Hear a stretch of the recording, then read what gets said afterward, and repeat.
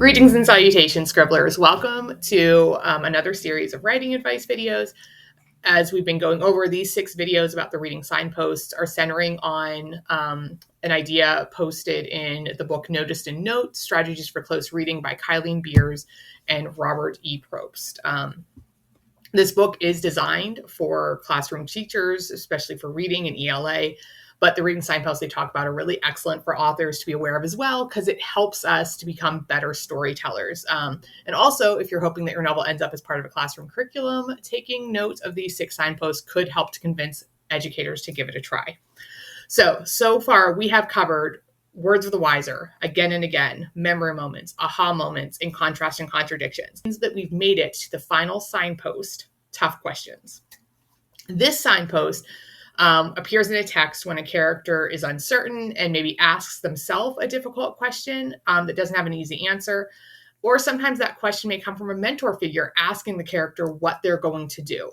Either way, the character is being asked to look at some aspect of their life that is going to shape their path forward. This is a big moment for a character where they're going to have to be making a decision. So when we're reading and we encounter a tough question in a text, we think about what it says about that character and how they might answer it.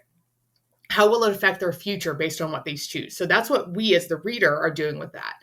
And that is a gold mine for writers. This is the level of engagement that you should be striving for on the page with every character, every plot moment, where you really get the reader to just subconsciously be thinking about the consequences that the character will face depending on how they choose to act. And if you've done that, then you've done your job. It also really keeps the reader turning the page to find out which path they're going to choose and whether or not they predicted the end. Because as readers, we love to be like, I think they're going to do this. I think this is what's going to happen. And then we either want to be proven right, or if we're not proven right, we're going to be really excited about how there was that twist that we just didn't see coming. So either way, it's success. Using tough questions in the text can feel a bit cliche because the overall format doesn't usually vary a lot. It could just be something like, no matter what, you have to decide which side you're on. Or maybe something even simpler. What would she do now? No matter her choice, someone was going to be mad. But this familiarity is what makes them so wonderful to use to engage the reader, because we've all been in those situations, and it makes what's happening on the page resonate with us even deeper.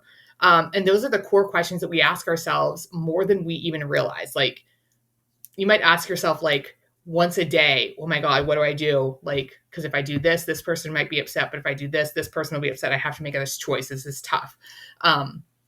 So deciding which side you're on, all these different things, like, who do I break up with? Who do I go on a date with? Who do I answer first? All of those things, we do that every single day. We are faced with different levels of tough questions. The tough questions that your character asks are also going to help you to clarify their internal conflict as well as the theme of the story. So they're really key to character development. In the end, their answer is going to be based on the events of the story and how they've grown or regressed. And encountering that tough question, that do or die moment, is a major part of their character arc. We tend to think of character arcs only as how a character grows and moves forward and becomes better. But character arc can also be just the opposite. One of my favorite examples is in the book Salt to the Sea by Ruta Sepetys.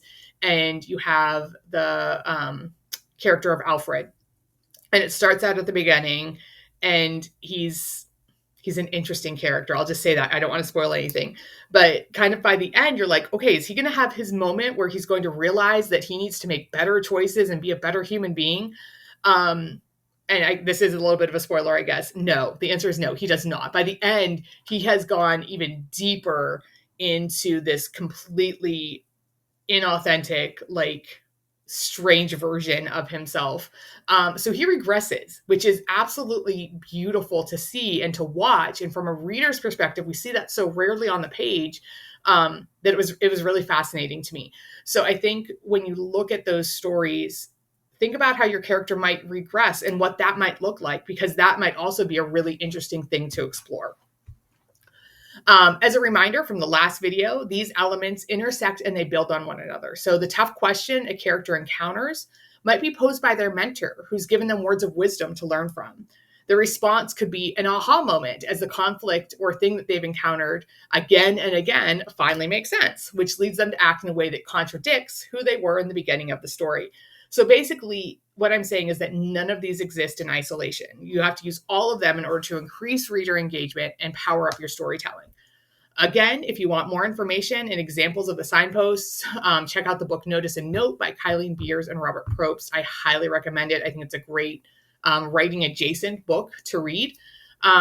Tell me your favorite tough question a character encounters in the comments down below. I'd love to hear it. My personal favorite is when a character has to decide whether or not they're going to keep perpetuating a family tradition that doesn't serve them.